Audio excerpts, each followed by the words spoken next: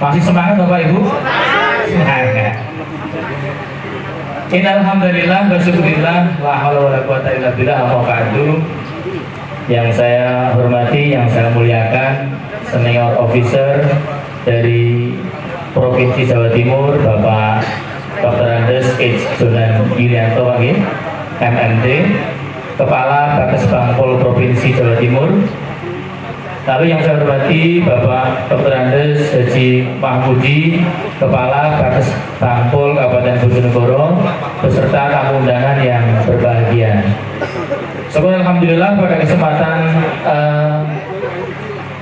pagi menjelang siang ini kita diberikan rahmat oleh Allah Subhanahu wa taala berupa sehat sehingga kita bisa ikut berpartisipasi dalam acara seminar yang diadakan oleh Bakes Bangpol Kabupaten Bojonegoro.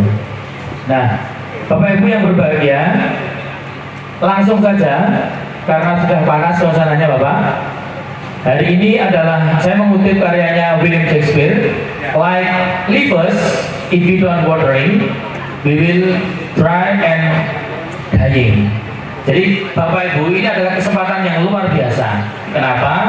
Kalau ilmu itu tidak kita asah, maka seperti daun yang jatuh, kemudian kering, lalu membusuk, disaying, mati membusuk tanpa ada bekas. Nah, ini mumpung ada senior kita Pak Dr. Andes H. Jonan ini, saya membaca profilnya luar biasa. Nanti dimanfaatkan. Beliau akan memberikan paparan yang insya Allah nanti akan membantu kita bagaimana paradigma kita memandang sebuah peranata sosial dan bagaimana kita bisa mengambil sikap dengan tadi yang disampaikan berarti adalah empowering society. Nah, untuk lebih jelasnya, saya langsung kepada narasumber Bapak Jonathan. Waktu dan tempat kami persilahkan. Monggo Bapak. Baik, Assalamualaikum warahmatullahi wabarakatuh. Yang saya hormati Kepala Kes Bangpol Kabupaten Bojonegoro, moderator, Bapak Ibu sekalian, alhamdulillah, matur suwun. Saya sudah diundang untuk bicara di sini. Lanjut. Ini kenalkan saya, nama saya Jonathan Judianto. Ini gambar saya. Buatan ganteng tapi manis. Nah, malah persemute.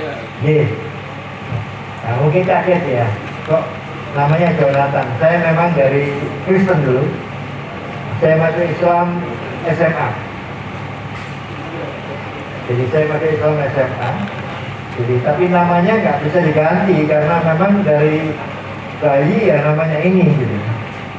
Jadi saya masuk Islam SMA. Saya pernah tinggal di Bojonegoro 1 tahun 10 bulan di Bakorwil Bojonegoro. Cuma ini pengalaman saya tidak saya tulis karena waktu saya di Bakorwil Bojonegoro masih eselon 3 bukan eselon 2. Ini riwayat yang eselon 2. Dan hari ini saya berdiri di depan panjenengan semua. Saya kira ini sangat bagus karena saya berdiri di depan para aktivis-aktivis ormas di Kabupaten Bojonegoro. Jadi saya ini sudah pernah menyusuri kawannya. Jadi pernah menyusuri. Saya waktu masuk pertama di Bojonegoro itu banjir. Nah, ketika banjir itu karena saya orang yang baru hari-hari pertama di Bojonegoro, lalu saya naik perahu nyebrang dari belakangnya alun-alun tuh menuju ke seberang Gawan, nyebrang ke Gawan. Nah, pada saat saya nyebrang itu nggak ada yang berani ikut saya. Ternyata selidik kenapa nggak ada staf saya yang ikut berani, karena gini Pak, biasanya kalau orang baru itu kalau nyebrang Gawan tuh mau disedot aja sama Gawan itu. Oh nggak mau, nggak ada tadi juga itu. Gitu saya nggak nyebrang. Ini saya, dan hari ini kita bicara mengenai ormas. Ada paradigma yang berubah mengenai organisasi kemasyarakatan. Pada saat yang lalu, ormas ini dianggap sebagai kelompok penekan. nakut-nakuti pemerintah, kan gitu ya? Datang nakut-nakuti pemerintah, kan gitu ya.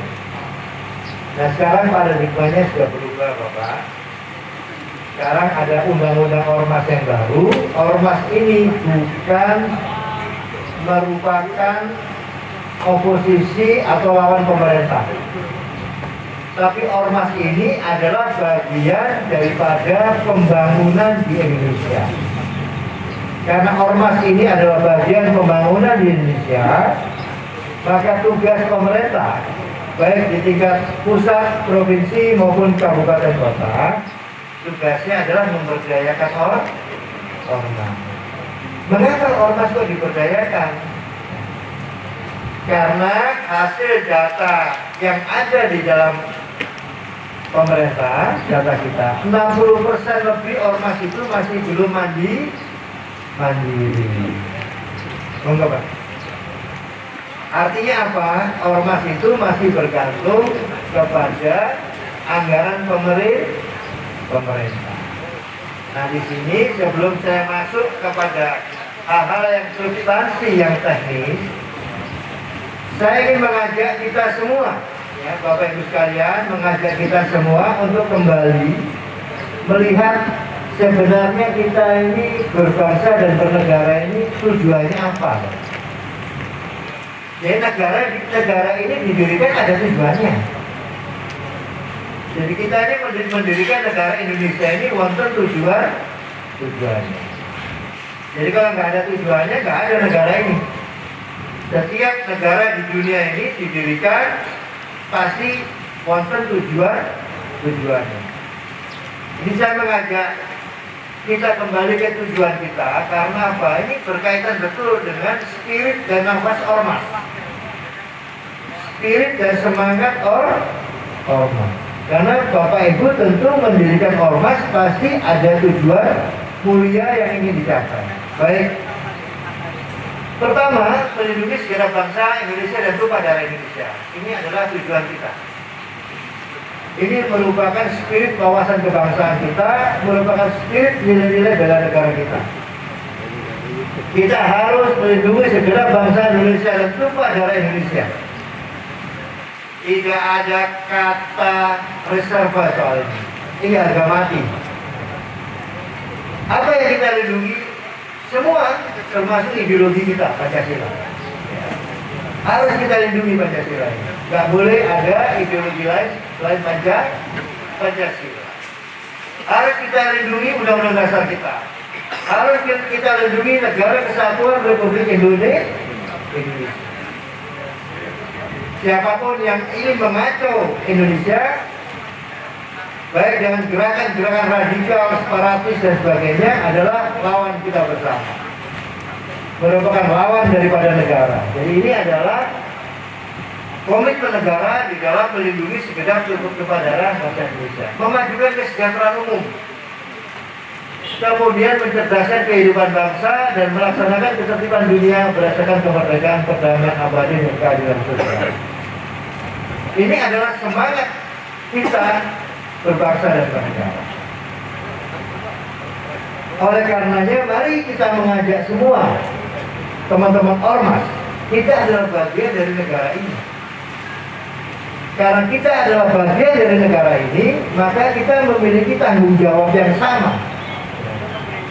Ini kewajiban kita semua sebagai anak bangsa, sebagai organisasi yang berdiri di bumi pertiwi ini. Jangan sampai ada ormas yang kemudian menyebarkan paham-paham radikal. Ini nggak boleh. Kemudian setelah tujuan ini, saya ingin mengingatkan kembali, hanya merefresh saja. Nah, sekarang posisi ormas itu di mana? Jadi ormas ini sangat mulia bagi negara Indonesia. Kedudukan dan peran dan fungsi ormas ini adalah sangat mulia. Jadi di dalam negara ini ada dua pilar demokrasi. Ada dua pilar demokrasi. Pertama adalah pilar infrastruktur politik, dan yang kedua suprastruktur politik. Yang suprastruktur politik itu adalah pilar-pilar demokrasi yang dibentuk oleh negara, seperti DPR, MPR, Mahkamah Agung, kejaksaan, kepolisian, dan sebagainya, yang memang merupakan lembaga-lembaga kementerian dan sebagainya, itu dibentuk oleh negara. Tujuan untuk menjalankan prinsip-prinsip demokrasi yang ada di Indonesia. Pilar yang kedua adalah infrastruktur politik. Nah, infrastruktur politik ini adalah pilar demokrasi yang dibentuk oleh rakyat. Contohnya apa? Partai politik. Contohnya apa lagi? Ormas. Jadi ormas ini adalah merupakan infrastruktur politik di dalam kita berdemokrasi di Indonesia. Oleh karena ormas merupakan infrastruktur politik, maka di dalam pasal 28 Undang-Undang Dasar Negara Republik Indonesia, disinilah diletakkan posisi ormas. Di sini diletakkan posisi ormas. Jadi Bapak Ibu sekalian, boleh ya saya bercerita sedikit saja, bercerita sedikit. Jadi ketika sebuah negara itu berdiri, negara dimanapun di dunia ini, ya, ketika negara itu berdiri, maka pertanyaan pertama yang harus diselesaikan oleh negara itu adalah apa ideologinya. Jadi setiap negara yang berdiri pasti punya ideologi. Karena itu merupakan cita-cita yang mengikat bangsa itu menjadi sebuah negara yang merdeka. Nah, ketika Indonesia merdeka, maka kita menetapkan pertama ideologi kita adalah Pancasila. Pertanyaannya lalu adalah bagaimana menjalankan ideologi ini? Bagaimana Pancasila ini dijalankan dalam bentuk pemerintahan, dalam bentuk working ideologi atau ideologi yang bekerja di dalam kehidupan sehari-hari? Karena apa? Ideologi yang ada di setiap negara ini pasti berupa tata nilai. Contoh misalnya Pancasila yang pertama soal Tuhan, itu kan tata nilai. Soal kedua kemanusiaan. Soal yang ketiga, sila yang ketiga adalah soal persatuan. Yang keempat soal kerakyatan. Yang kelima, sila yang kelima soal keadilan. Pertanyaannya menjalankan ini bagaimana? Maka setiap negara kemudian untuk menjalankan ideologi ini, maka dia membentuklah yang namanya konstitusi untuk menjabarkan ideologinya ke dalam kehidupan bernegara dia sehari-hari. Maka konstitusi kita adalah Undang-Undang Dasar 1945. Ini adalah merupakan working ideologi dari Pancasila. Nah, di dalam Undang-Undang Dasar 1945 inilah, maka bagaimana kita berpemerintahan, bagaimana kita menjalankan roda ekonomi, tujuan yang ingin dicapai, itu semua ada di dalam Undang-Undang Dasar 1945. Dan di dalam pasal-pasal yang ada di dalam Undang-Undang Dasar 1945 ada pasal 28. Ada pasal 28 yaitu kemerdekaan berserikat, berkumpul, mengeluarkan pikiran dan lisan dan tulisan dan sebagainya ditetapkan dengan undang-undang. Jadi kebebasan berserikat dan berkumpul, mengeluarkan pikiran dan lisan dengan lisan dan tulisan ditetapkan melalui undang-undang. Kemudian di bawah di dalam pasal ini, pasal 28C ayat 2, setiap orang berhak memajukan dirinya dalam memperjuangkan haknya secara kolektif untuk membangun masyarakat bangsa dan negaranya. Pasal 3, setiap orang berhak atas kebebasan berserikat, berkumpul dan mengeluarkan pendapat. Dalam menjalankan hak dan kebebasannya, setiap orang wajib tunduk kepada pembatasan yang ditetapkan oleh undang-undang yang maksud semata-mata untuk menjamin pengakuan serta penghormatan atas hak dan kebebasan orang lain dan untuk memenuhi tuntutan yang adil sesuai dengan pertimbangan moral, nilai-nilai agama, keamanan, dan ketertiban umum dalam suatu masyarakat yang demokratis. Artinya, kebebasan ini diberikan oleh negara. Silahkan Anda berkumpul, berserikat, mengeluarkan pikiran dan tulisan. Nanti itu ditentukan oleh undang-undang. Silahkan. Tapi kebebasan itu diatur. Karena kalau tidak diatur, maka kebebasan itu akan merugikan dan melanggar kebebasan orang lain. Contoh misalnya, Pak Jo, saya ini kan bebas Pak. Ya, bebas. Misalnya, saya punya kendaraan roda 4 atau roda 2. Saya beli sepeda motor, ya, tumbas sepeda motor. Kira-kira saya boleh nggak pakai sepeda motor ini keluar ke jalan? Larang nggak? Saya menggunakan sepeda motor ini ke jalan. Saya kan bebas Pak, saya beli sendiri, saya pakai sendiri. Kira-kira larang nggak? Saya pakai ke jalan. Buatan larang. Jenengan larang pakai sepeda motor kalau jenengan memiliki surat izin mengemudi. Kalau jenengan menggunakan safety driver, pakai helm dan sebagainya, diatur oleh undang-undang, diatur oleh kultur kita, budaya kita.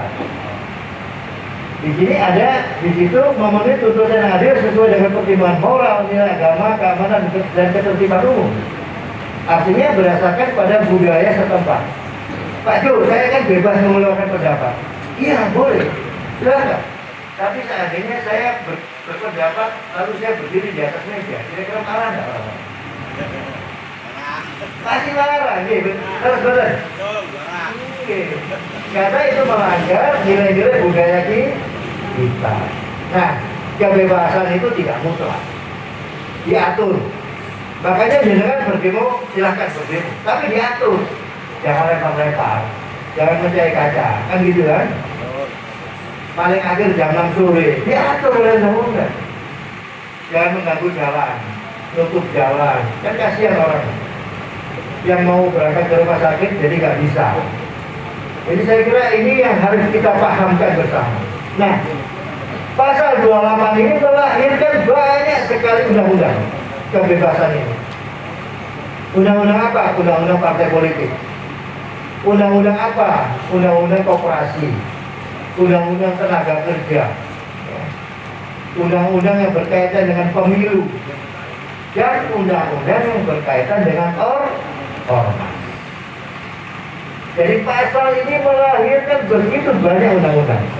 Artinya apa? Kemerdekaan berserikat dan berkumpul, mengeluarkan pikiran dengan tulisan dan sebagainya ditetapkan dengan undang-undang. Termasuk di dalamnya undang-undang yang mengatur kita semua ini. Panjenengan dan dalam ini diatur oleh undang-undang ormas.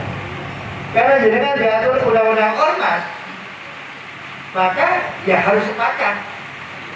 Kalau nggak sepakat, jangan mendirikan ormas. Lalu betul. Jadi harus ikut dengan undang-undang ini. Karena undang-undang ini adalah terjemahan dari pasal 28. Pasal 28 ini adalah pasal yang ada di dalam Undang-Undang Dasar 1945.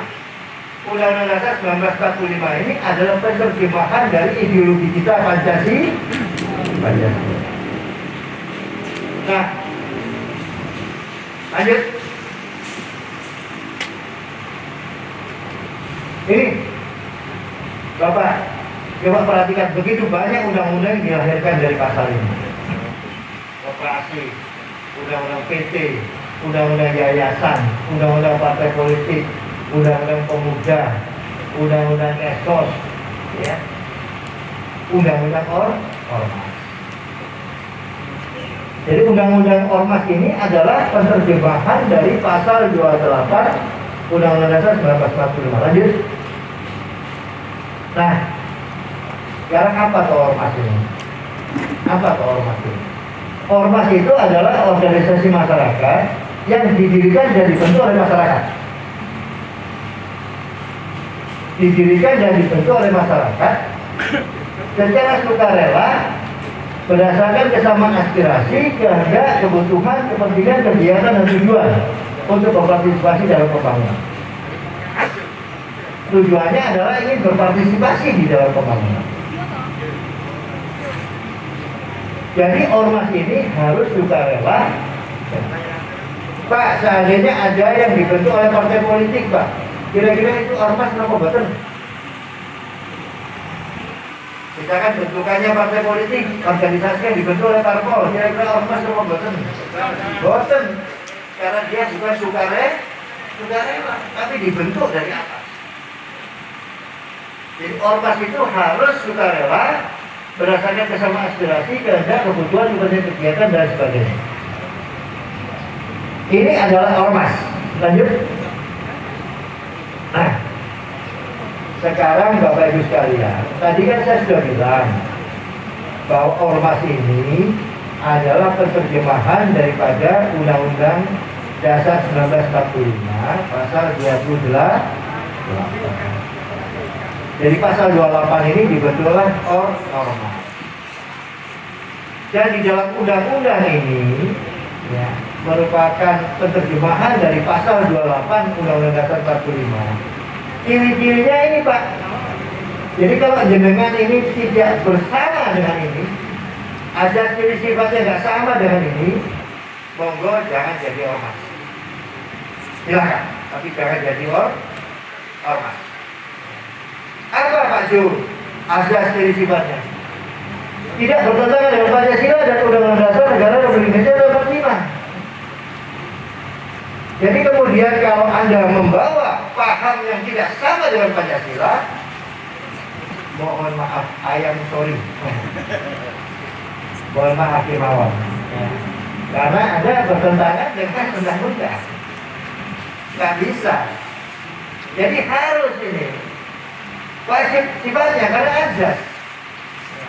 Yang kedua, kirinya mencatat ormas dapat mencantumkan ciri tertentu yang mencerminkan keadaan dan cita-cita ormas yang tidak bertentangan dengan Pancasila dan Undang-Undang Dasar Negara Republik Indonesia tahun 1945. Ini kirinya. Sifatnya sukarela, sosial, mandiri, nirlaba, dan demokratis. Jadi kalau ada ormas yang kemudian dia bergerak mencari keuntungan, itu namanya bukan ormas, namanya PT atau CV. Silakan bentukannya jadikan yang lain. Tapi kalau berbicara ormas, makanya saking mulianya ormas ini, saking mulianya panjenengan semua ini, maka pemerintah kemudian menerjemahkan Undang-Undang Dasar Pasal 28 itu dengan membuat undang-undang cara diatur, Pak. Hak panjenengan apa, kewajiban panjenengan apa, tugas pokok dan fungsi panjenengan apa, tujuan panjenengan mendirikan ormas ini seperti apa, peran dan fungsi panjenengan itu seperti apa.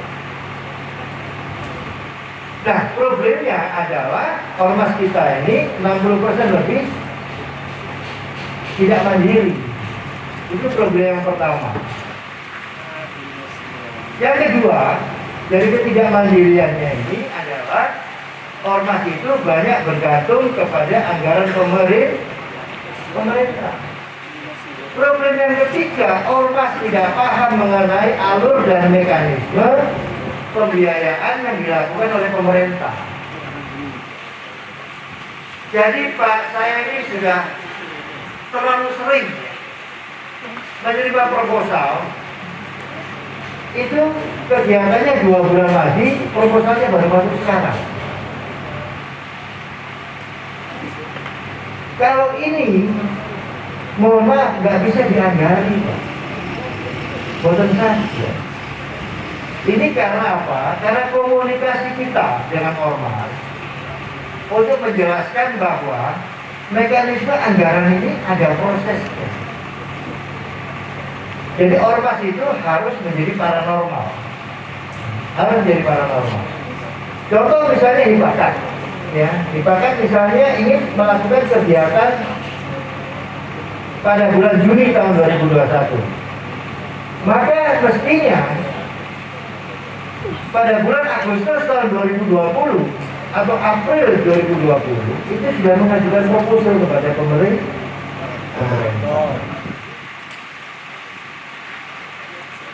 Jadi problem yang ketiga, tidak paham mengenai proses mekanisme anggaran. Problem yang keempat adalah ormas ini tidak tahu kemana dia harus menyampaikan proposalnya. Ini yang seringkali saya mengajak Bapak Ibu sekalian. Contoh misalnya, proposal pembangunan, misalnya pembangunan pendidikan di pondok pesantren misalnya. Lalu proposalnya diberikan oleh Kes Bangpol. Sampai kiamat gak dapat anggaran karena salah alamat. Jadi kalau untuk pondok pesantren maksudnya di Kesra. Contoh misalnya proposal ormas ini untuk mengembangkan pendidikan luar sekolah misalnya. Proposalnya diberikan kepada kepala Kes Bangpol. Dia sampai kiamat betul sakit. Karena Kes Bangpol tidak ngurusi pendidikan. Mestinya proposalnya itu diberikan kepada dinas pendidikan. Soal pertanian ya harus ke dinas pertanian. Nah kadang-kadang ketidakmengertian ini lalu terjadi hambatan komunikasi. Pak Jo, aku ingin ngajuin proposal itu orang pensuita, Pak, kata oleh anggaran pemerintah. Pertanyaannya kegiatan jenengan apa? Ini Pak. Oh. Terus jenengan berikan kepada siapa? Kes Bangpol ya, pantas Pak. Jenengan tambah 10 kali, hitung dosa ya, bukan sampai dapat anggaran.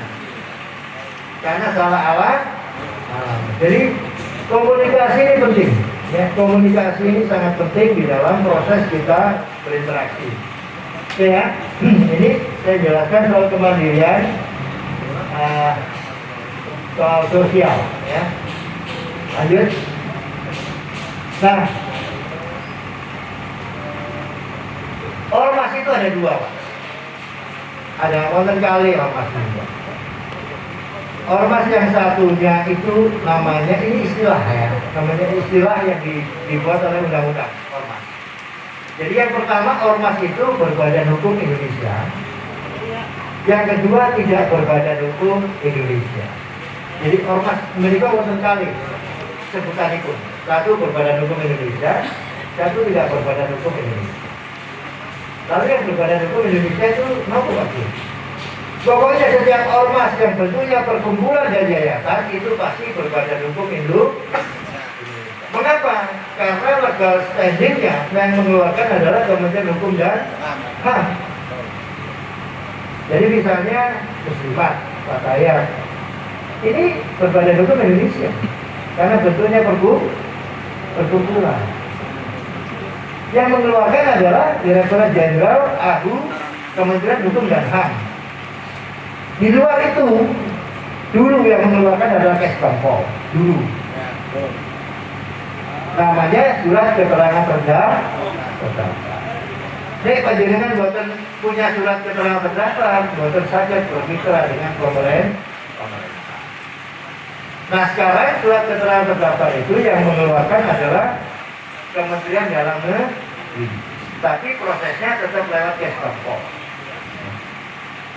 Saya di Kes Bangpol Provinsi melayani ini gratis tanpa dipungut biaya Rp1 pun. Betul ya Pak ya? Ini kepala bidang saya yang dulu saya bawa. Tidak ada pungutan Rp1 pun. Bahkan fotokopi kami fotokopikan. Kami torok. Mengapa? Karena kami adalah pelayan panjenengan. Jadi seorang pegawai negeri sipil itu melekat 3 aspek Pak. Satu, dia adalah pelaksana kebijakan, bukan pembuat kebijakan. Kayak saya ini pelaksana kebijakan. Yang kedua adalah pelayan publik. Yang ketiga perekat pemersatu bangsa. Karena saya pelayan publik, maka saya melayani panjenengan. Silakan prosesnya lewat kami akan proses ke Kementerian Dalam Negeri. Ini bagi ormas yang ingin mendapatkan surat keterangan terdaftar. Maksimal 15 hari. waktunya 15 hari. 15 hari sudah ada jawaban, diterima atau tidak diterima. Lanjut. Nah, ini contohnya, ini bentuk perkumpulan. Contohnya ini, contoh bentuk perkumpulan. Saya kalau kecil saya bisa baca. Ini apa ini? Pusat pelayanan apa ini? Pendidikan ya. Pusat pelatihan apa ini? Pusat pelatihan apa lah? Ini bentuk contoh dari yang dikeluarkan oleh Kementerian Hukum dan HAM. Lanjut, ini bentuk perkumpulan. Ini contoh yang dikeluarkan oleh Kementerian Hukum dan HAM. Yang lainnya kami prosesnya lewat Kesbangpol. Lewat Kesbangpol, baik di kabupaten kota maupun di provinsi. Silakan panjenengan menggunakan kami di dalam proses pembuatan surat keterangan terdaftar. Nah, ini tujuan ormas. Jadi panjenengan itu mendirikan ormas menurut undang-undang. Ini tujuannya. Sangat mulia, ada 8. Jadi panjenengan itu adalah bagian daripada pembangunan. Panjenengan itu adalah bagian daripada pemerintah Indonesia. Bukan lawan dari pemerintah, bukan oposisi dari pemerintah. Karena Pak panjenengan dan pemerintah bersama-sama bahu-membahu untuk mencerdaskan kehidupan bangsa. Bahu-membahu untuk menyelesaikan persoalan-persoalan bangsa. Bahu-membahu untuk kesejahteraan masyarakat.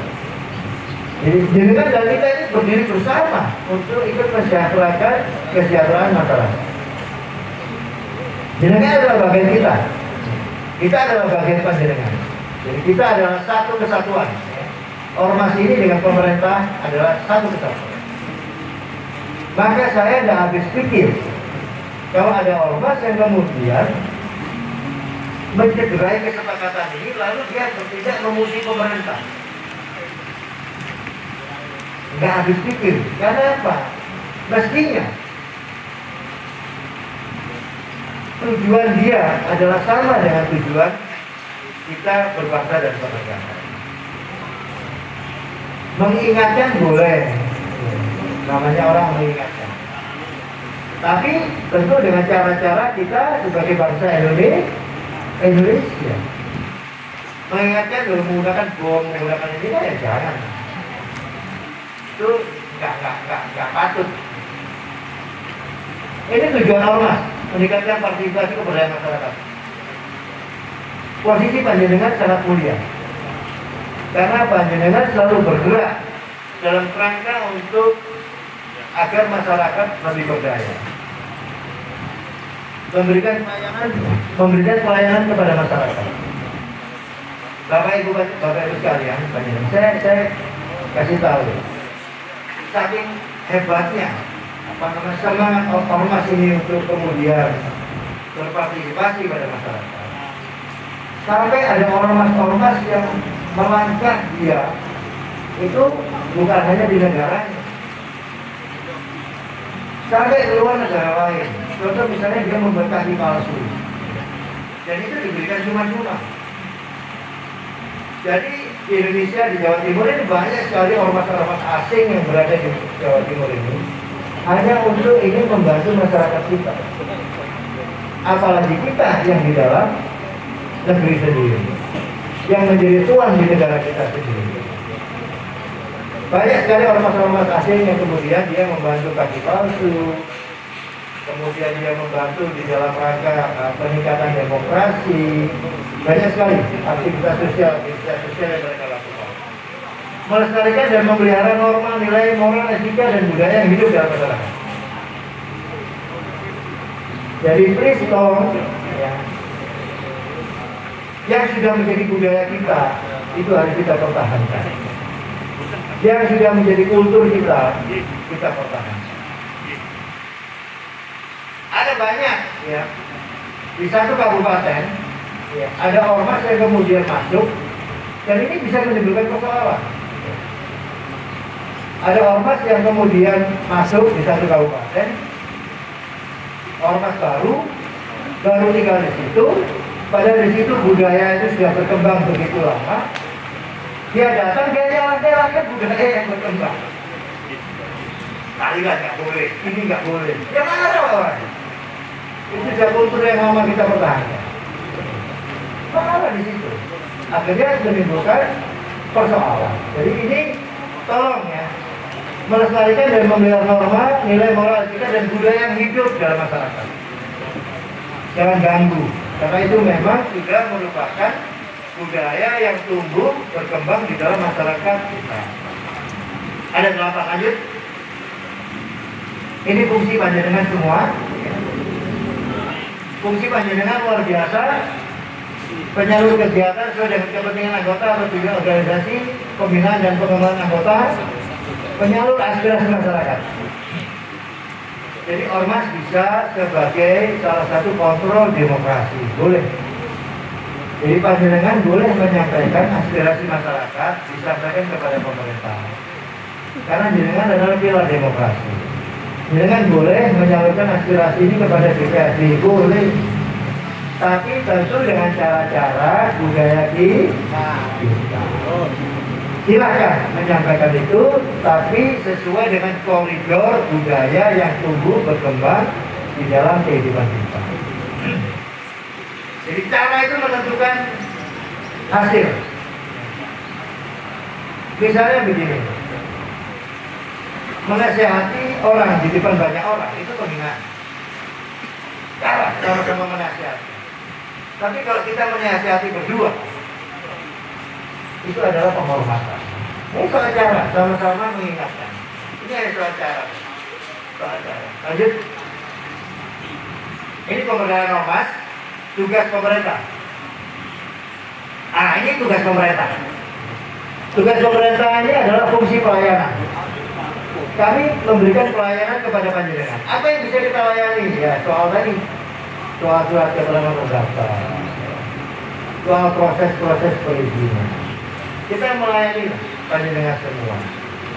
Kita melayani mengenai informasi-informasi pembangunan apa yang akan dikembangkan.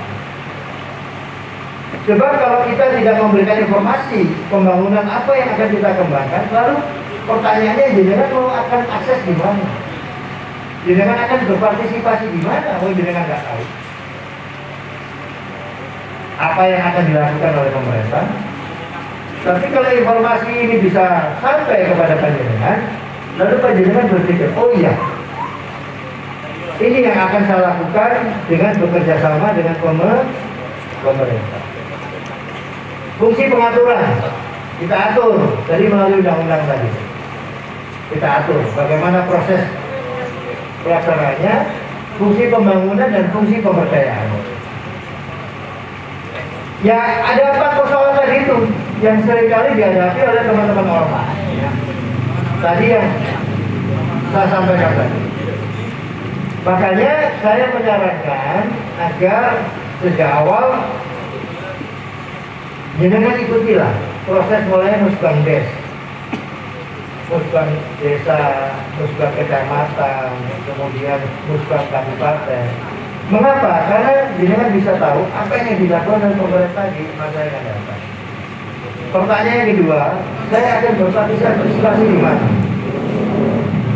Pertanyaan ketiga, proses yang harus dilakukan seperti apa untuk berpartisipasi? Saya kira ini menjadi penting. Kalau ini bisa dilakukan, berarti kita ada komunikasi yang cukup baik. Tidak ada sumbatan-sumbatan komunikasi antara ormas dan pemerintah. Nah, Bapak Ibu sekalian, perlu saya atur. Yang pertama, di dalam otonomi daerah ini, pemerintah kabupaten, pemerintah provinsi itu harus menjalankan fungsi pokoknya. Apa itu? Membiayai urusan wajib dan membiayai urusan pilihan. Ini dulu yang harus dibiayai oleh pemerintah.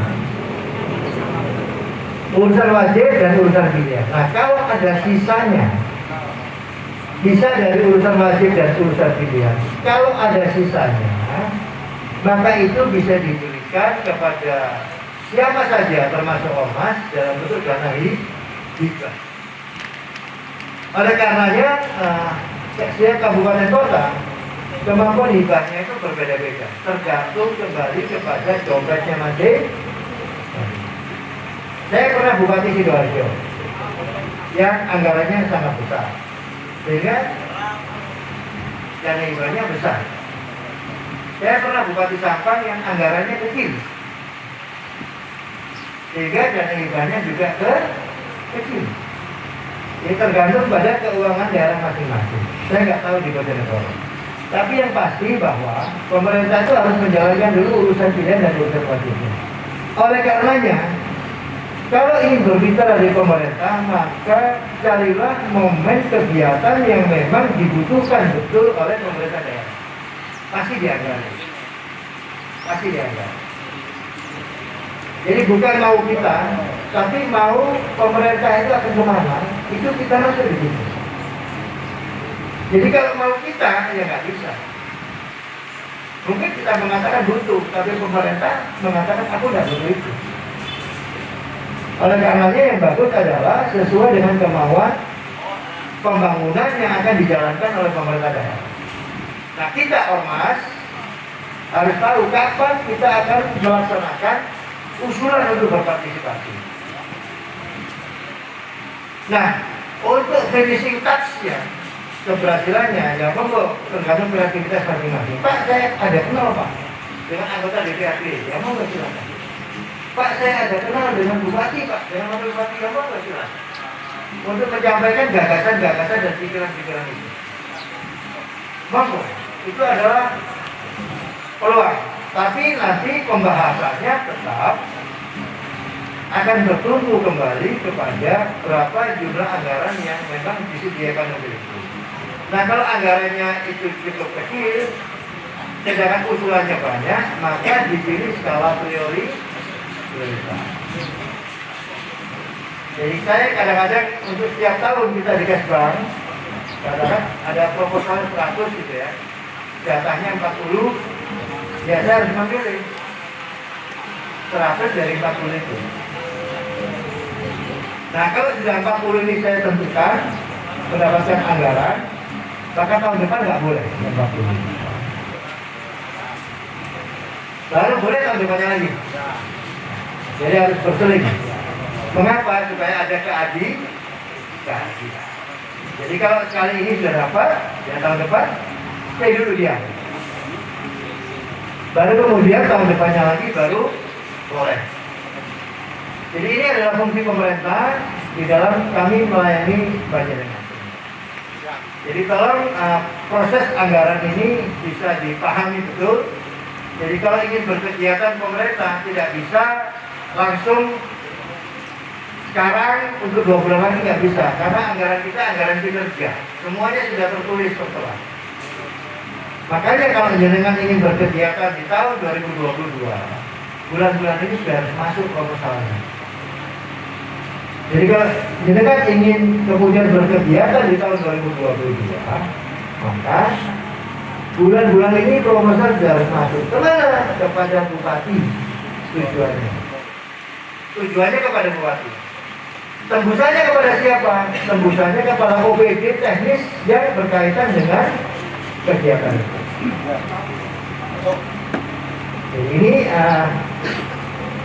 saran saya kepada panjenengan semua supaya kita saling memahami posisi masing-masing. Jadi jangan sampai pemerintah disalahkan.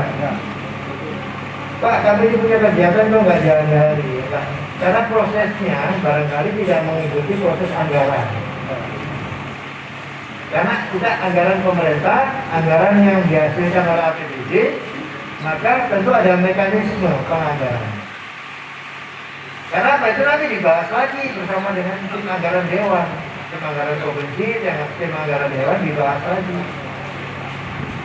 Dibahas bersama-sama. Jika ada duit saat ini, apa yang harus dilakukan? Jadi saya kira ini yang perlu kami sampaikan supaya tidak ada keluhan dan kekecewaan. Mengapa Pak kok kami ini nggak tahu direken proposal kami? Jadi sebelum Agustus itu sudah masuk, karena bulan-bulan Agustus itu sudah mulai penyusunan anggaran KUA PPAS. kebijakan umum anggaran sementara. Jadi Agustus sudah mulai nomenklaturnya muncul. Makanya saya sarankan ya bulan-bulan inilah kalau jenengan punya kegiatan di tahun 2022 ini harus sudah masuk. Kepada siapa? Tidak boleh tidak kepada bupati. Seluruhnya usulan harus ke bupati. Tembusannya silakan kepada OPD yang besar. Monggo, silakan. Nanti dapat dan tidaknya Allah yang menentukan. Masuk. Allah yang menentukan. Karena apa? Menyangkut duit. Duit. Jadi kalau nggak ada duitnya yang mau gimana? Ini yang selalu saya sampaikan kepada teman-teman gitu. Karena apa? Saking seringnya proposal yang disampaikan ke kami ini tidak mengikuti alur anggaran. Proposal masuk kegiatannya 3 minggu lagi. Proposal masuk 3 bulan lagi. Proposal masuk 2 bulan lagi kegiatan. Saya ini jawabnya ini sampai nongson ya. Mohon maaf tidak bisa diagari karena memang tidak ada di dalam nomenklatur anggaran. Terpaksa kami harus menjawab itu karena apa? Ya karena proses dan mekanismenya nggak sesuai dengan mekanisme anggaran. Lanjut. Ini pengertian pemberdayaan, ini ada tugas kita. Tugas pemerintah adalah memberdayakan panjenengan. Makanya Kesbangpol Bojonegoro bersama-sama dengan panjenengan di sini adalah bagian dari tugas pemerintah untuk melakukan pemberdayaan. Contohnya tadi itu kita menjelaskan soal mekanisme anggaran dan sebagainya. Itu adalah bagian daripada pemberdayaan. Lanjut.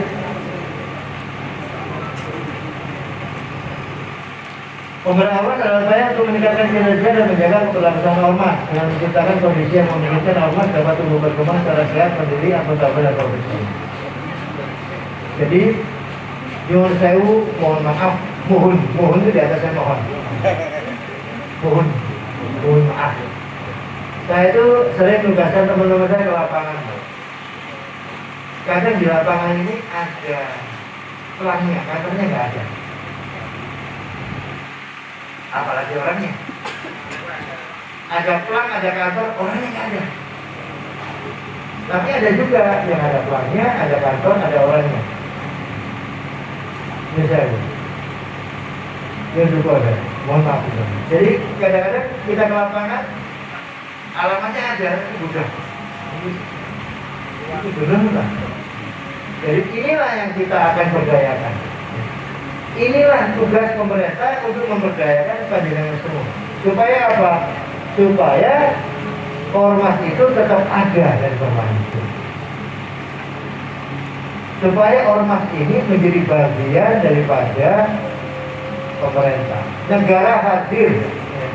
Negara harus hadir di dalam upaya memberdayakan ormas.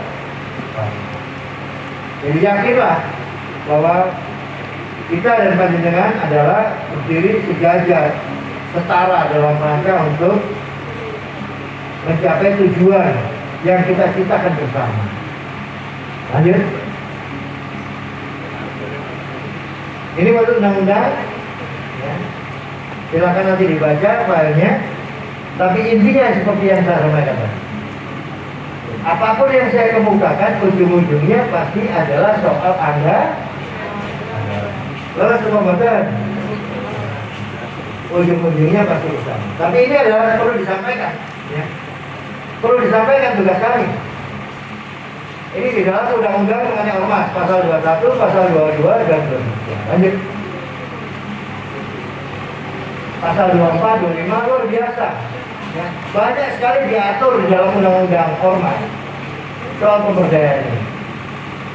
Karena apa? Begitu pentingnya peran ormas ini bersama-sama dengan pemerintah untuk mencerdaskan kehidupan bangsa, untuk memajukan kesejahteraan kita, untuk memajukan kondisi sosial kita. Itu adalah peran panjenengan dan kita. Contoh misalnya, ada organisasi yang kemudian dengan sukarela mendampingi para mantan-mantan teroris yang ada di Jawa Timur tanpa dibayar. Itu karena tumbuh dari kerelaan dan kemuliaan hati saja. Tidak dibayar. Saya sebut saja Pak Kayak.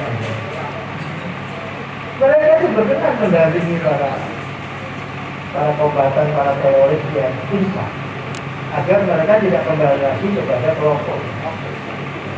Didampingi, diberdayakan. Nah, kemuliaan seperti inilah ada di dalam diri ormas. Makanya tugas pemerintah itu adalah kita memberdayakan ormas.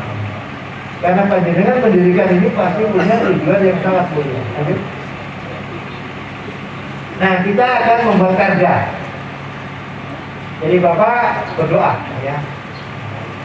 Tolong kita diberikan doa, diberikan sholawat, diberikan zikir buat kita ya.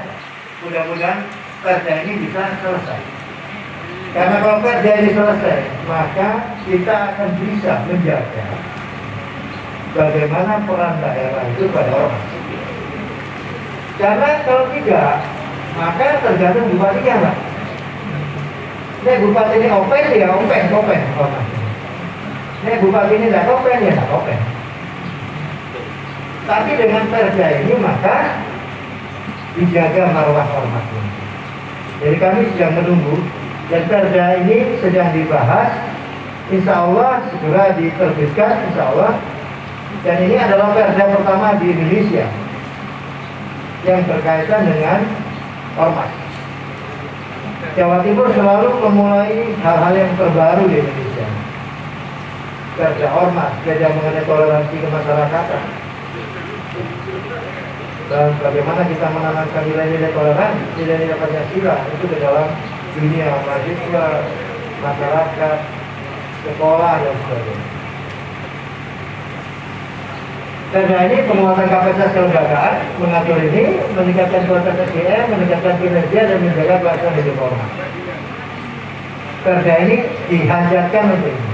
Dan ini adalah ide gagasan dari wakil-wakil panjenengan yang ada di PSI. Mewakili panjenengan sehingga ini dibuat perda ormas. Dan ini baru pertama kali di Indonesia. Saya sudah keliling kemana-mana bersama dengan Komisi A, DPD Provinsi, mencari gagasan, nilai. Saya sudah presentasi banyak hal juga mengenai hal ini. Mudah-mudahan itu bisa memberikan masukan dan penguatan daripada perda. Lanjut. Ini kelembagaan ini ada sistem, ada entitas, ada individu. Lanjut. Ini adalah soal kinerja. Jadi kita bicara kelembagaan, kita bicara kinerja di dalam perda ini. Lanjut. Soal kelangsungan hidup, ya dari ormas. Lanjut. Kemudian peningkatan SDM. Lanjut. Profesionalitas. Lanjut. Ini contohnya. Terus dari kemandirian sudah saya sebutkan, kemandirian ormas. Lanjut. Nah ini yang kita harapkan ya, dengan perda ini kita akan menggeser shifting paradigm, jadi menggeser paradigma dari yang negatif ini menjadi positif. Positif di mana? Positif di dalam penguatan kelembagaan. Positif di mana? Positif di dalam peningkatan kualitas SDM ormas. Positif di mana? Adalah peningkatan kinerja ormas. Positif di mana? Dalam rangka menjaga kelangsungan hidup ormas. Kita mencoba menggeser ini dari situasi yang negatif, kita geser menjadi situasi yang positif yang ke arah penguatan. Perda ini diajarkan untuk itu. Makanya kami juga menunggu kapan ini perda ini sudah dijawab. Karena begitu perda ini dijawab, maka kami sudah bisa membuat SOP-nya menjadi keputusan gubernur atau peraturan gubernur. Kalau sudah SOP-nya keluar, selesai. Tinggal kita jalankan perda ini ke kabupaten kota. Lanjut. Ini Jawa Timur, terus Bojonegoro ada 266 ormas yang tercatat. Jadi di Bojonegoro ini ada 266 ormas yang tercatat. Nah, dari 266 ini berapa persen yang sudah mandiri? Berapa persen yang belum? Aku yakin sebagian besar belum mandiri. Lanjut. Ini soal masa depan dan tantangan 4.0. Saya lanjut saja Pak ke larangan. Slide yang larangan ini soal ekonomi digital Pak. Ekonomi digital. Jadi Bapak Ibu sekalian, ada orang nggak punya toko tapi kebetulan. Nggak punya toko tapi kebetulan. GoFood itu punya toko. Nah itu, Bapak pesan di situ ada. Wonder. Netflix itu nggak punya gedung bioskop. Jadi nonton bioskop apa saja di situ. Gojek itu nggak punya kendaraan Pak. Gojek itu bukan perusahaan yang menyediakan kendaraan, tapi jenengan telepon Grab, telepon Gojek, kapanpun jenengan di atas. Jenengan duduk di rumah, tinggal buka Shopee, klik. COD ya. Jadi bahayanya COVID itu Pak, karena ibu-ibu tidak bisa ke mall, maka jendela di depan pintu pakai. Karena Pak tidak bisa ke mall, akhirnya paket langsung berdatangan di depan. Jadi sekarang itu nggak perlu punya toko, tapi bisa jualan. Itu hebatnya teknologi digital yang saat ini. Jadi jenengan kayak Raffi Ahmad itu per bulannya bisa puluhan miliar Pak duitnya, hanya jualan di YouTube. YouTube. Dia dibayar oleh YouTube. YouTuber. Jadi sekarang ekonomi digital kita luar biasa. Sekarang saya bicara soal larangan dan sanksi ormas. Lanjut. Ini larangan. Harus dipahami mengenai larangan ini. Pada Undang-Undang 16 tahun 2017, ya, ini perubahannya, ya.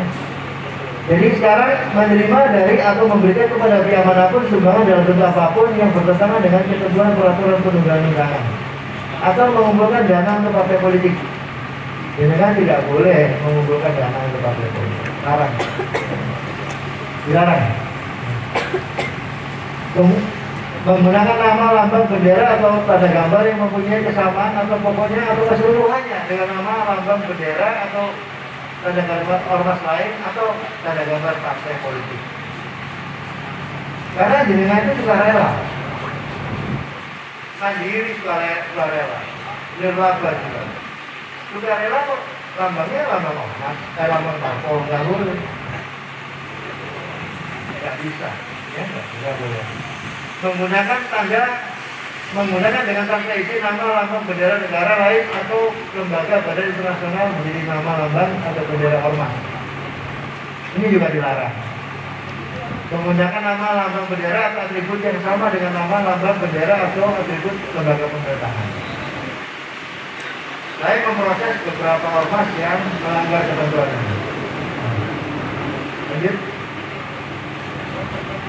Sanksi administratif bisa peringatan tertulis, penghentian kegiatan atau pencabutan surat keterangan terdaftar atau pencabutan status badan hukum.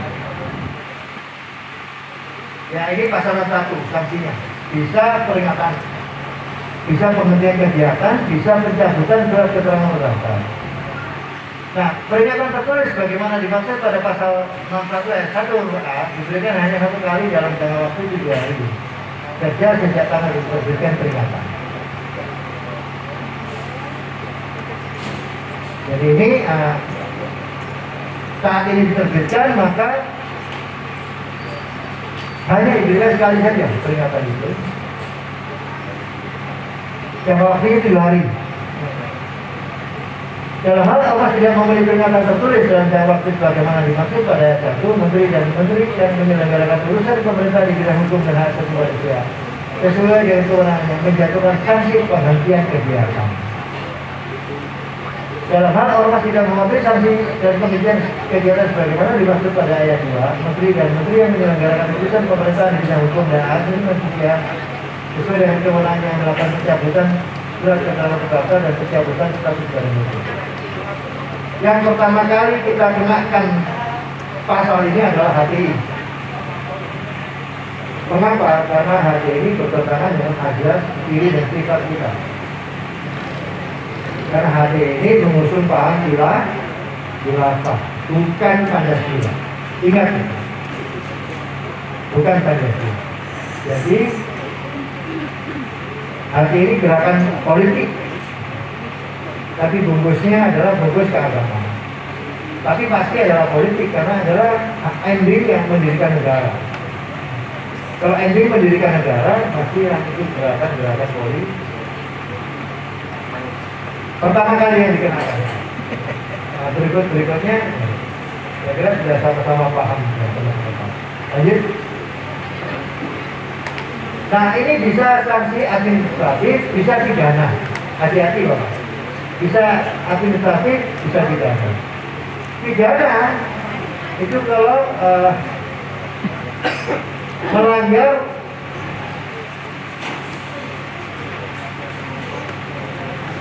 pasal 59 ayat 3. Jadi kalau melanggar pasal 59 ayat 3 bisa dikenakan pidana. Artinya apa? Melakukan tindakan permusuhan terhadap suku, agama, ras atau golongan. Jadi ini sudah melakukan tindakan permusuhan, melakukan penyalahgunaan, penistaan atau penodaan terhadap agama. Jadi penistaan dan penodaan terhadap agama, kalau ormas itu melakukan, dia akan kena sanksi pidana. Ini ketentuan pidananya di pasal 82. Bisa ancam penjara seumur hidup atau penjara pidana paling singkat 5 tahun, paling lama 20 tahun. Paling singkat 5 tahun, paling lama 20 tahun, artinya ya di antara 5 sampai 20.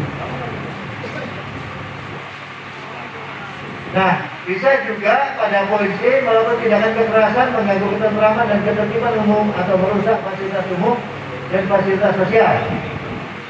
Itu pidananya paling singkat 6 bulan, paling lama 1 tahun. Melakukan tindakan kekerasan, mengganggu ketentraman dan ketertiban umum atau merusak fasilitas umum. Ini bisa dikenakan pidana ini.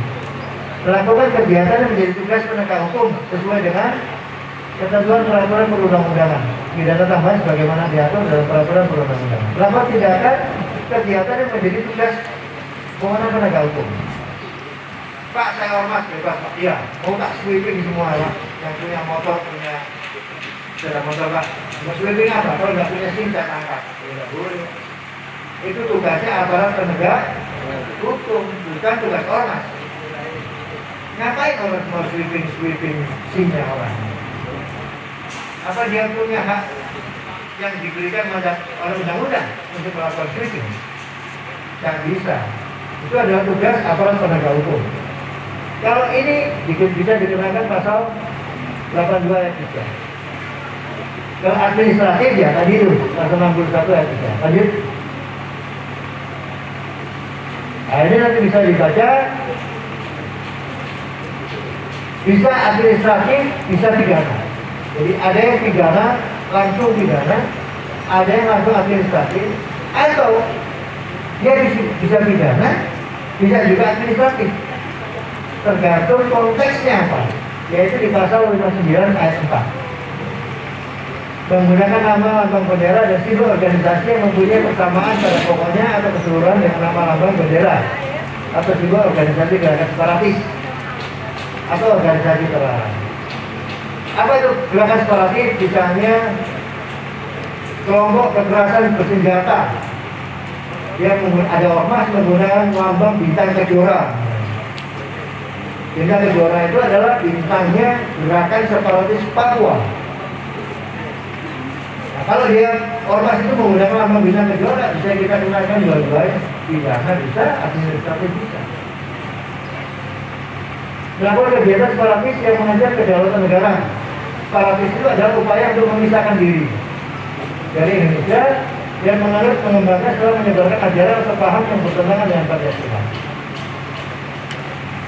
Jadi kalau panjenengan menganut menyebarkan paham yang bertentangan dengan Pancasila, mohon maaf. Saya kira saya tidak perlu minta maaf karena bertentangan dengan Pancasila langsung bisa kita eksekusi dengan ketentuan pidana pada pasal 82, juga pasal 61 ayat 3 untuk administratif. Dua-duanya bisa main sekaligus. Saya kira ini yang perlu saya sampaikan. Masih ada lagi sebenarnya? Ini adalah my boss Ibu Khofifah Indar Parawansa. Saya adalah staf juga. Baik, ini adalah orang nomor 1 di Jawa Timur, Ibu Khofifah Indar Parawansa. Baik, ini Pak Kapolda dan Pak Pangdam. Sekarang ini adalah Jawa Timur, Bang. Saya kira ini yang dapat saya sampaikan, meskipun saya lebih senang ada dialog. Kalau ada hal-hal yang kurang, ya, kurang pas, kita bisa dialogkan bersama. Tentu dengan dialog ini dengan tata cara, norma-norma kita sebagai bangsa Indonesia. Tidak perlu saling memaki, tidak perlu saling memarahi. Mari kita sharing, tukar pikiran, mencari jalan keluar, mencari masukan, mencari pencerahan. Mana yang terbaik? Mungkin panjenengan mencerahkan kami atau kami yang memberikan pencerahan. Terima kasih. Wassalamualaikum warahmatullahi wabarakatuh. Waalaikumsalam warahmatullahi wabarakatuh. Beri plus tepuk tangan kepada narasumber. Bapak Ibu yang berbahagia, saya benar-benar mengagumi Bapak Dr. Andes H. Jonathan Yudianto ini. Jadi paparan yang telah diberikan tadi itu saya melihat rigid sekali, mulai dari legal standing, kemudian tata kelola, arah dan tujuan, sampai pada pelarangan.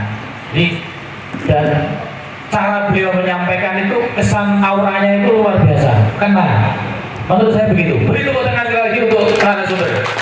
Nah, sesuai dengan apa yang disampaikan tadi, bahwa kalau secara akademis sudah tidak perlu tanyakan lagi. Tetapi kalau kita tarik secara teori, di Bojonegoro ini kan banyak sekali ormas-ormas. Nah, kemudian dari beberapa ormas itu yang eksis hanya beberapa. Nah, pasti ada yang namanya kendala. Di Prayungan ini ada yang namanya PT Sofung. Nah, ada dua jenis tadi yang disampaikan, ada Badan Hukum Indonesia, ada Badan Hukum Non Indonesia. Nah, di non government organization ini kita fokus pada Badan Hukum Indonesia, seperti yang disampaikan tadi oleh legal standing berupa SK Menkumham. Nah, kenapa? Ayo kita urai bersama, mumpung ada narasumber yang handal, mumpung ada Bapak Kesbangpol Kabupaten Bojonegoro, saya berikan dua pertanyaan lagi, atau yang satu dari sini, yang satu dari sini. Nanti langsung ke teknis saja. Kira-kira apa dan bagaimana nanti saya bisa seperti NGO yang lain. Siap, monggo silakan. Bismillahirrahmanirrahim. Assalamualaikum warahmatullahi wabarakatuh. Terima kasih. Masuk Pak ya.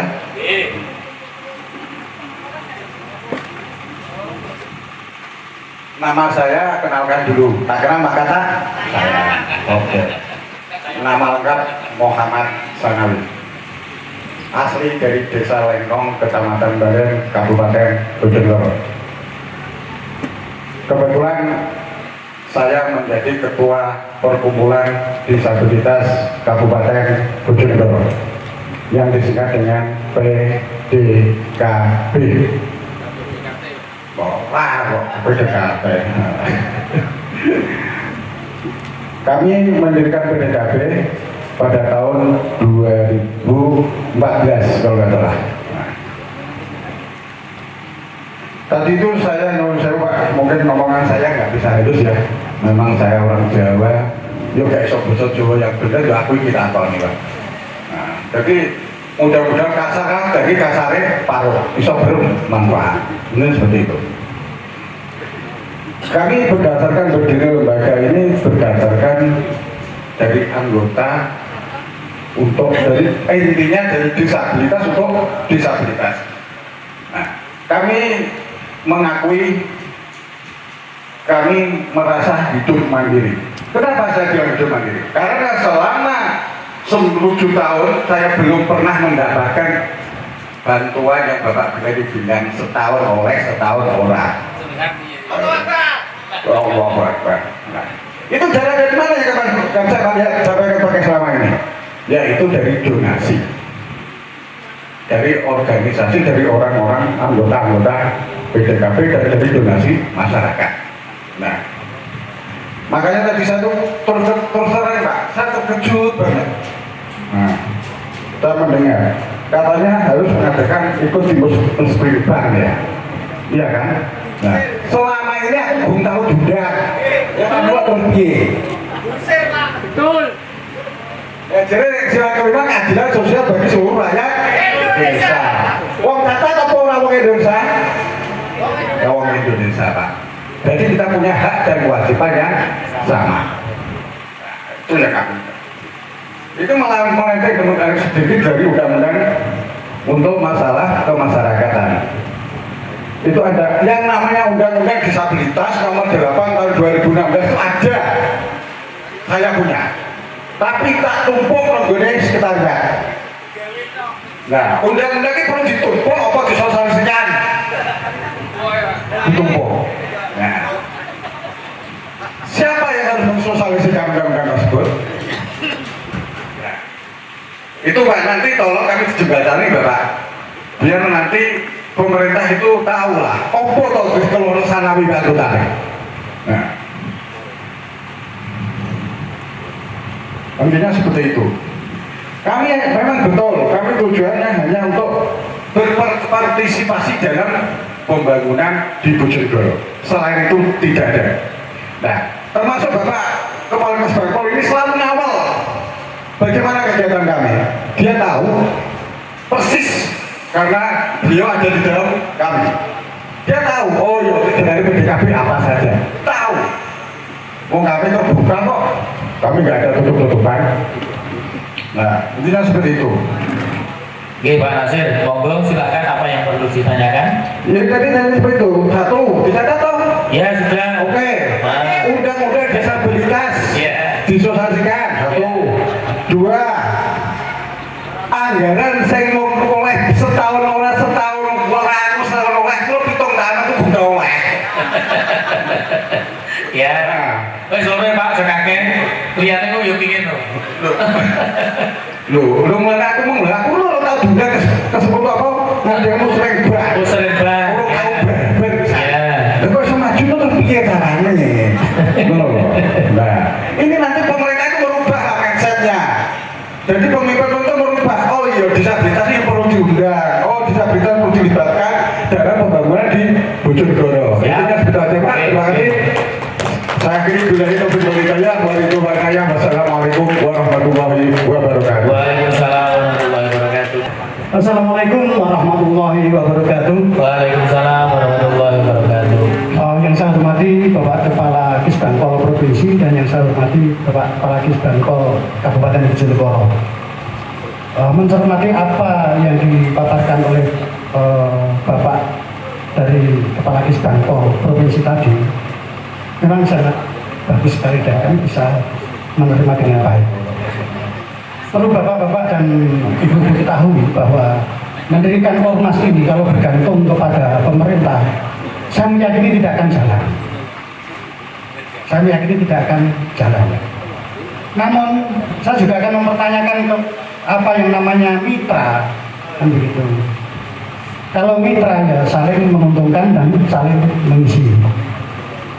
Masalah kebijakan anggaran, saya pikir berpihak nggak kepada kita. Sampai kapanpun pemerintah ini, baik provinsi maupun kabupaten, bahkan nasional sekalipun, kalau tidak berpihak kepada NGO, saya yakin sampai kapanpun tidak akan mendapatkan anggaran. Saya contoh Bojonegoro saja, ada kurang lebih 3,5 T APBD kita. Namun sayang banyak yang silva. Nah, silva itulah dari LSM banyak muncul pertanyaan, apa persoalannya ini silva? Sedangkan LSM saja meminta anggaran, kita lakukan mengajukan kepada bupati juga ditolak. Kita konsultasi kepada SKPD terkait juga tertolak. Sudah tahun yang lalu, 2 tahun kita berturut-turut melontarkan itu. Nah, karena ini sifatnya mitra, boleh dong kita keluh kesah kaitannya ini. Kan begitu. Saya ulangi lagi, kalau ormas seperti kita ini ada bergantung kepada pemerintah, saya yakin tidak akan jalan. Dan kami mendirikan ormas sudah ada masuk dan tujuan yang seperti diutarakan tadi. Kita yang mandiri 100% ya belum. Namun kita akan menuntut kemitraannya tadi, posisi mana yang diambil oleh NGO atau LSM dan posisi mana yang diambil oleh pemerintah. Tentunya pemerintah adalah pembinaan dan penganggaran. Dan saya berterima kasih Pak Jonathan bahwa sudah mengusulkan raperda kaitannya dengan ormas. Dan mudah-mudahan juga diikuti oleh Bojonegoro, karena sangat memungkinkan. Kalau kita membaca di media, APBD kita persilvannya sudah berapa T itu? Itu uang mubazir kalau berpikir. Kenapa harus silva? Dan sedangkan kita saja di LSM yang minta apa yang seperti diharapkan tadi tidak pernah gol. Nah, saya kira itu Pak kurang lebihnya. Dan Namanya dulu Pak. oh ya, maaf. Ya. Nama saya Manan Pak, dari Manan ya. Ya. Cukup singkat dan padat. Dari mana, Pak? Perkumpulan Independen Peduli Rakyat Bojonegoro. Disingkat apa Pak? LPIPRB. LPI. Badan hukum kami Kumham Pak. LPI. PIPRB. Jadi badan hukum kami adalah Kemenkumham tahun 2016. Baik. Ya, itu Pak yang bisa kami sampaikan dan keluh kesah kami, dan mudah-mudahan usulan atau saran kami ini diterima oleh pemegang kebijakan yang ada di Bojonegoro dan provinsi. Oh iya Pak, yang tercecer Pak, satu Pak ya. Ya. Kaitannya bolehkah ormas atau LSM yang berdomisili di Kabupaten Bojonegoro ini majukan anggaran ke Provinsi Jawa Timur? Itu yang mungkin bisa diakses oleh teman-teman. Dan sekiranya itu saja Pak, kurang lebihnya. Kalau ada tutur kata yang kurang berkenan di hati Bapak-Bapak sekalian, saya manusia biasa yang tidak lepas dari salah dan dosa. Saya mohon maaf yang sebesar-besarnya. Assalamualaikum warahmatullahi wabarakatuh. Waalaikumsalam warahmatullahi wabarakatuh. Jadi ini Pak, ada proses yang terhenti. Artinya ketika syaratnya itu melalui Musrenbangdes, persoalannya Pak Sanawi ini tidak pernah diundang di Musrenbangdes, lalu di perundang-undangan. Nah ini benar, kalau di Musrenbangdes itu yang diundang itu adalah yang terkait dengan yang disenangi misalkan, yang tidak disenangi tidak diundang, ya ini menghambat. Nah ini nanti sebelum ke senior narasumber, saya ke Mas saya ini dulu, nanti kan lebih dekat dengan Bojonegoro. Monggo Pak Mahmudi untuk menjawab Pak Sanawi tadi.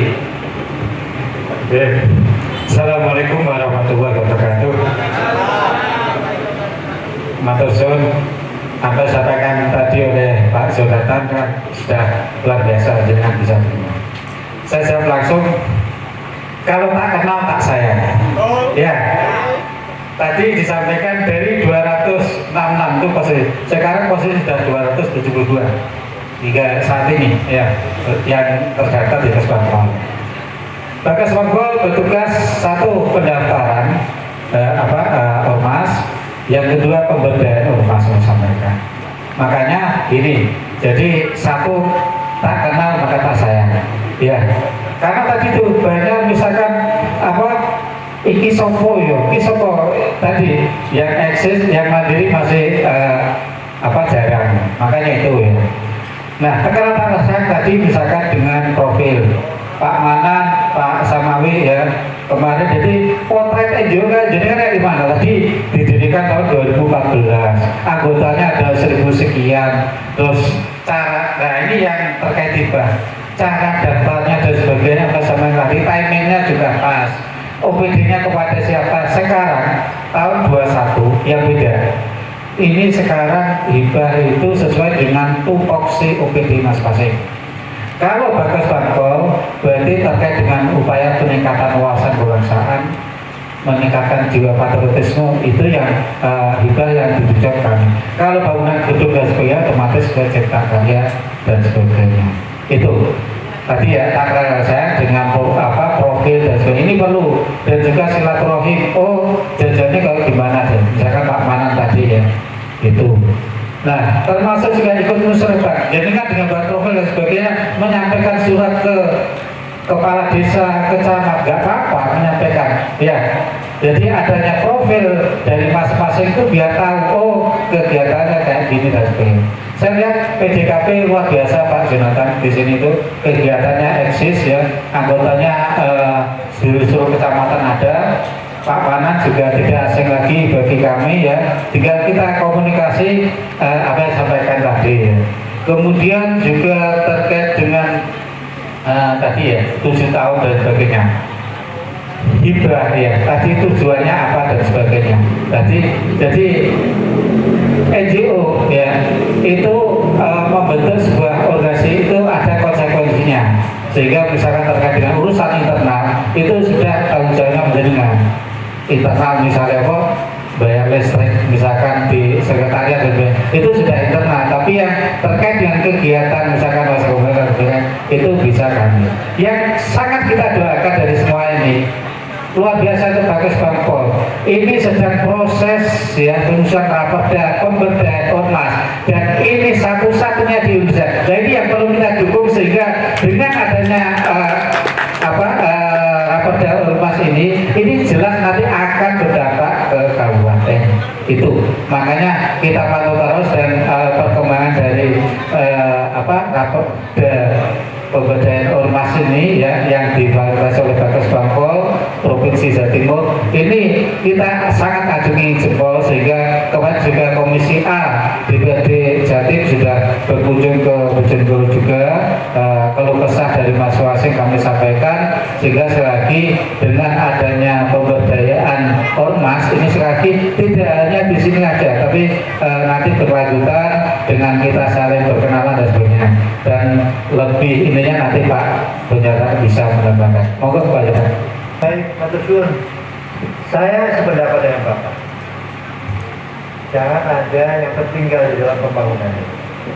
Tidak boleh Pak, karena pembangunan ini adalah untuk kita semua, untuk rakyat Indonesia, untuk masyarakat Bojonegoro. Nggak boleh ada yang tertinggal, termasuk yang berkebutuhan khusus.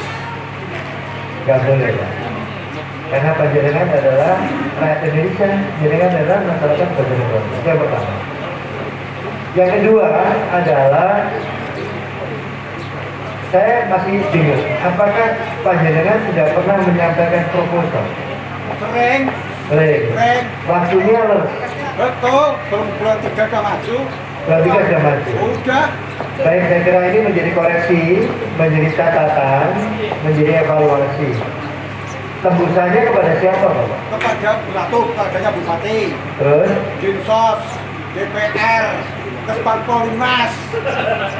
Nah, tembusannya jangan ke dinas sosial, Ada. ke bagian kesra. Ya, tidak, kepadanya Bupati, Kesbangkolimas, Dinas Sosial, Kesbangkolimas, DPR Bojonegoro. Ditambahkan Pak, tembusannya itu bagian kesra. Ke bagian kesra Bapak. Terserah. Tinggi. Karena panjenengan itu yang ngurusi bagian kesra. Ini Pak, nyuruh saya Pak ya. Iya. Kalau saya sering dapat informasi, kalau lembaganya itu betul ikut Kesbangkolimas, tapi disabilitasnya ikut dinas sosial. Iya. Di kesra Pak. Jenengan tambah kesra ya. Jenengan tambah kesra. Itu yang pertama. Itu yang kedua, saya kira ini menjadi bagian evaluasi. di mana letak miss-nya. Ya, di mana letak miss-nya. Saya kira setelah rapat ini tentu Kesbangpol akan membuat laporan hasil rapat ini kepada Bupati. Sehingga nanti itu bisa menjadi bagian evaluasi. Kemudian yang ketiga, saya kira Pak, musrenbang itu bukan syarat. Bukan syarat musrenbang. Tapi musrenbang itu adalah tempat kita membicarakan apa yang mau kita lakukan tahun depan. Kalau panjenengan bisa hadir, luar biasa. Kalau belum bisa hadir, disampaikan kepada Kesbang, supaya Kesbang bisa menginformasikan kepada Bapeda agar ormas panjenengan itu dilibatkan di dalam proses. Mulai dari tingkat kecamatan. Nah ini perlunya komunikasi begini Pak. Komunikasi ini perlunya begini. Saya tuh kalau pulang ke rumah Pak, tiba-tiba istri itu ada tembok. Saya bingung Pak. Ini salah ngomong. Kan enggak ngomong Pak. Kalau ngomong kan tahu letak salah di sini. Di Jawir ini nggak gelap. Komunikasi Ini pentingnya komunikasi Pak. Komunikasi. Oke ya Pak, saya kira ini panjenengan saya setuju banget, panjenengan luar biasa. Soal undang-undang disabilitas, saya kira nanti bisa komunikasi lebih banyak dengan Kesbang Kabupaten. Apakah memang? Iya. Satu susun Pak G. Kemudian Pak Manan. Pak Manan nggih. Pak Manan, Pak Manan. Pak Manan. Pak Manan. Nggih. Balen, Pak Balen itu ada ya ke arah mana? Timur ya? Sana. Sana Pak, barat-barat. Barat ya? Oke. Barat. Saya dulu pernah punya staf dari Balen. Balen. Ya. Boleh iku bagi. Punya staf. Pak Manan, pertama boleh Pak. Asal jenengan bersurat proposalnya kepada gubernur. Tembusannya sesuai dengan OPD yang bersangkutan. Ya. Jenengan akhirnya kemana? Ke pertanian ya ke dinas pertanian. Ke misalnya jenengan saya dapat surat orang misalnya. Orang ya harus ke dinas pertanian, tidak ke Kesbang. Ya. Secara kelembagaan memang legal standingnya ada di Kesbang, tapi ini kan tidak bicara kelembagaan, kita bicara kegiatan. Nah kalau kita bicara kegiatan, maka sesuai dengan kegiatan yang bersangkutan di OPD masing-masing. Jadi boleh Pak, dan beberapa hal saya kira menjadi catatan. Karena di sini ada Kesbang Kabupaten untuk memberikan kajian dan laporan hasil pelaksanaan kegiatan ini serta menyampaikan masukan aspirasi dari teman-teman termasuk tadi penggunaan silpa dan sebagainya. Saya kira itu dua pertama, mungkin dari ibu-ibu Pak. Saya ingin mendengar suara ibu-ibu. Ibu-ibu monggo. Pak, saya benar izin. Ya. Jadi mengenai Pak Malik Amudi, mohon apa ya? Masalah apa tentang apa tadi loh? Musrenbang Des. Ya. Sekarang kalau kami mengusulkan, ya bener malah Pak, paling bal-balan. Jadi udah kan boleh apa toh? Beda lagi kalau dari atas turun ke bawahnya ibaratnya naik tangga lah. Kalau kan naik tangga ke atas kan kesulitan kan? Tapi kalau anjlok mesti jelek langsung. Ya perlunya apa kita yang menjelaskan Pak. Makanya seperti itu. pentingnya musrenbang begitu. Pentingnya musrenbang itu di situ saling kita memadukan ide gagasan untuk pembangunan bersama. Nah, maksudnya kan gini, Pak, kami ini disabilitas ini nggak pernah kompres. Nah, Jadi kan lupakan terus.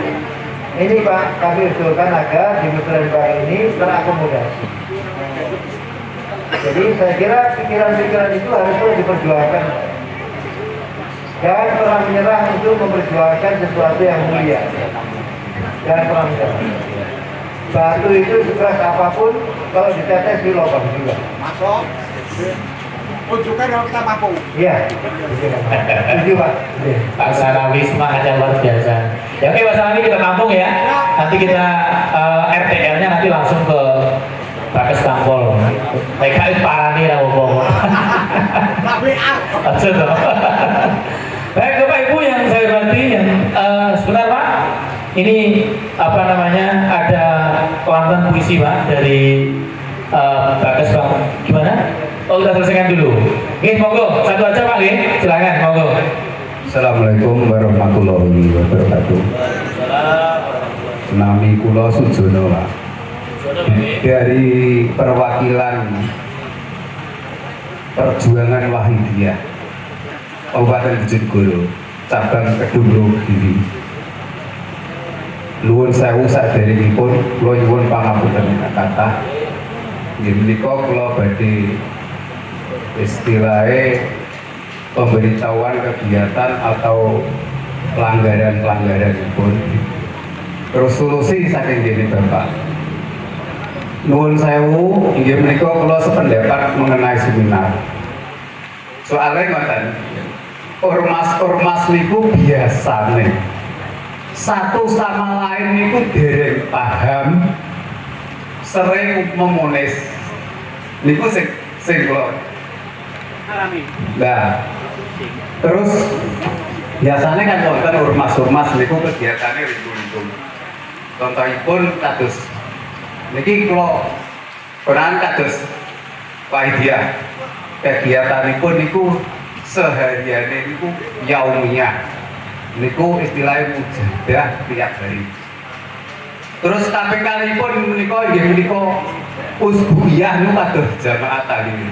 Tiap minggu satu bisa. Terus kabeh digonipun niku menika syariah niku tiap kecamatan satu kali.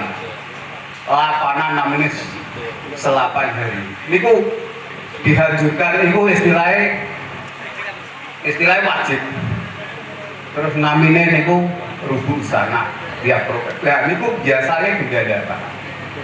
Gendala wonten kampung nggih wonten kabupaten utawi kecamatan. Soalnya kula nate kegiatan rumiyin wonten Ngampal Pak. Dereng di istilahnya diseleksi ditingali nopo tujuanipun, padahal tujuanipun sholawat Wahidiyah itu doa bersama untuk semua bangsa utawa untuk umat sedunia. Tujuannya saya mboten melanggar wonten undang-undang nopo kemawon. Lah nek menawi bapak-bapak sedaya terus diajut juga wonten Bojonegoro Kediri ten pundi mawon sampun mboten, cuma sing wonten pihak kados ten kecamatan ten ngene desa-desa kegiatan ngoten niku dibatasi, padahal tujuannya saya musim kaping kalih. Kaping 3 kula badhe nyritakaken nggih menika alhamdulillah wonten Bojonegoro niku sampun wonten 18 PW Pak. Alhamdulillah niku dereng nate nedhi bantuan saking pemerintah sepesepun. Anggaran nopo kemawon saking jamaah. Contohnya ini kita mboten istilahnya mboten percados, ndamel pondok wonten ngajengi Kuramil. Balik. Niku sing kenging ditelusuri saking kabupaten apa saking pihak. Alhamdulillah. Tujuanipun nggih menika inggih bantu pemerintah niku sampun wonten 18 koperasi, Pak. Koperasi mandiri.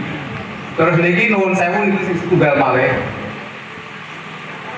Program-program istilahnya nopo kemawon wonten sing wonten layar. Kula nuwun sewu niku dibukukan, Pak.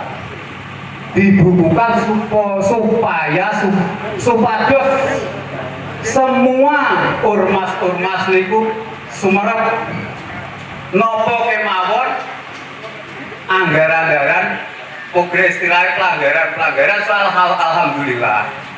Soalnya sering Pak kegiatan kula niku dikenaan kalih pihak Mas, tapi saya dari sumber belum itu. Sampun sekali sampeyan Pak. Assalamualaikum warahmatullahi wabarakatuh. Pak Sujono ini kalau saya tarik pada konklusinya itu ada pada komunikasi Pak Kesbang. Nah, tadi ini curhat. Nah nanti monggo langsung ditanggapi sama Pak Kesbang ya. Nanti baru Pak Senior ini belakangan aja. aja. Soalnya yang berhubungan langsung adalah Pak Mahmudi. Pak Mahmudi, silakan. Oke, matur suwun Pak Susono.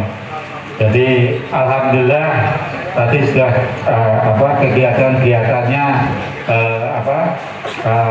secara rutin dilaksanakan. Itulah salah satu. Jadi sama-sama ya dengan pemerintah. Jadi bermitra tadi itu. Jadi bagaimana tadi menjalankan misalkan tentang desolawatan dan sebagainya. Terima kasih. Dan memang kemarin saya juga sudah pernah mampir dengan Pak Peri kemarin, jadi matur suwun Pak Zeno. Jadi kami lihat gedungnya Bapak di sana sudah di depan koramil itu, ya alhamdulillah. Dan memang sekali lagi kami juga diperlukan kegiatan-kegiatan. Jadi misalkan sekali tempo laporan kegiatan-kegiatan itu sehingga bisa kami rekap dulu. Jadi misalkan Pak Salawi sudah rutin buat laporan ini, terus dari Pak Manan sehingga tahu yang dilaksanakan oleh ormas itu apa, sehingga nanti berdampak ke hal lain gitu. Itu. Dan sampai menunggu tadi sampaikan kalau pemberdayaan dan sebagainya sudah oke. Nah ini makanya kita, jadi intinya pemerintah sangat mendukung apa yang dilakukan ormas sepanjang sesuai apa yang disampaikan tadi tentang larangan dan sebagainya tadi itu mematuhi apa yang telah disampaikan. Dan nanti tentang materi ini menijin Pak Jonathan, jadi nanti bisa ke kopi saya share ya. Sekarang musimnya digital Pak, terus nanti di WA grup ormas kalau kami sampaikan juga kita saling betok tulang ya. Jadi ormas itu ternyata tadi yang saya sampaikan kan kadang-kadang banyak yang belum jelas memang tentang oposisi punya dan sebagainya. Itu terima kasih. Oke. Ada satu lagi pertanyaan yang mungkin ada beberapa lagi atau cukup? Bapak Ibu para audien, saya lempar apakah sudah cukup atau masih ada yang mengganjal di pikiran panjenengan semua? Mumpung Pak ini, mumpung ketemu. Betul. Tadi Pak Jono aja mengagumi Pak Jonathan loh. Bukan Pak katanya. Karena memang materinya bagus. Saya aja masih butuh kalau itu Pak, karena berkaitan dengan satu kata perundang-undangan, kemudian tujuan dan arahnya NGO dan seterusnya. Nah, mumpung ini masih ada waktu, kalau masih ada yang 5 menit lagi boleh. Ya monggo silakan Pak. Assalamualaikum warahmatullahi wabarakatuh. Pak Mahmudi, Pak Jonathan, suaranya agak. Ya betul Pak. Terima kasih ya. Assalamualaikum warahmatullahi wabarakatuh. Yang saya tanyakan menggarisbawahi apa yang dikatakan Pak PDKP tadi, Pak Sanaji tadi, memang betul Pak. Biasanya Pak Sanawi, desa itu underestimate Pak. Pertama mungkin Pak Sanawi dulu bukan pendukungnya barangkali. Ya terus terang aja Pak. Biasanya memang begitu Pak. Nah itu tolong nanti biar belen pemerintah desa juga dikasih sosialisasi terkait ini. Tolong nanti alasan yang ada di tempat itu, tolong ada musrembang itu dilibatkan gitu. Harapan saya gitu Pak. Saya dari Pijar Pak Mudi, insya Allah sudah SK Menkumnya sudah ada dari Pijar yang berdomisili sekretariat di Kedaton. Ya, kita lanjutkan Pak Mahmudi. Memang itu yang terjadi di lapangan. Memang betul adanya. Tolong, saya juga pernah menyikapi Pak Mahmudi. Soalnya apa? Belum apa-apa sudah underestimate bahwa LSM itu mengada-ada atau mencari-cari. Insya Allah kalau Pijar bukan LSM yang gopek atau gagal, tepek gagal, insya Allah kalau kita tidak Pak Mahmudi, insya Allah kita anggota kita itu pembisnis semua. Hampir 90% jadi punya aktivitas. Jadi biasanya dari pemerintah desa itu biar jalan dikasih motivasi dulu kayak gini juga. Jadi kepada LSM biar tidak underestimate. Soalnya kita pernah menyikapi Pak Mahmudi. Ujung-ujungnya bahwa misi kita kan kritik, saran, dan solusi.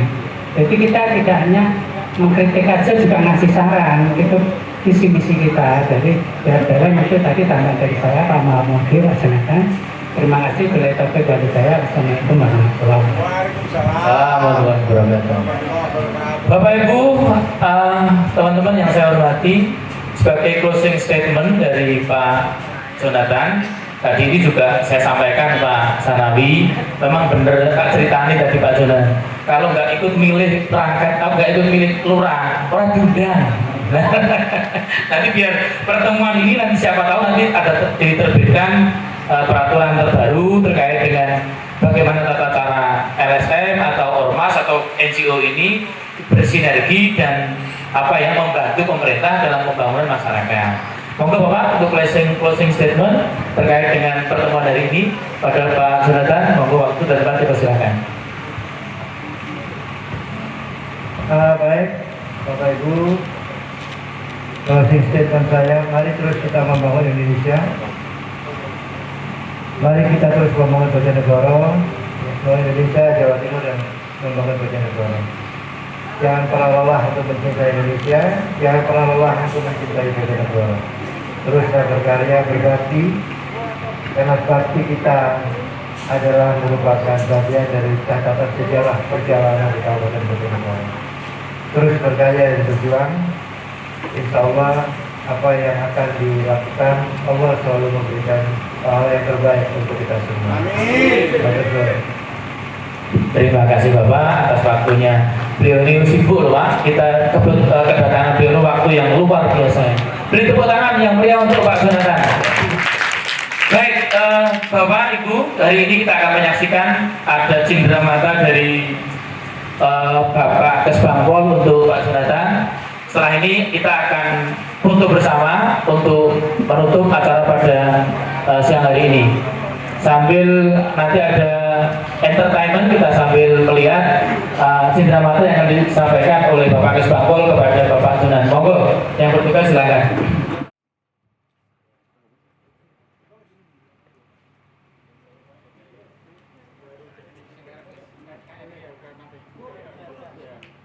Beri tepuk tangan Ibu Bapak kepada Pak Jonathan dan Pak Kesbangpol.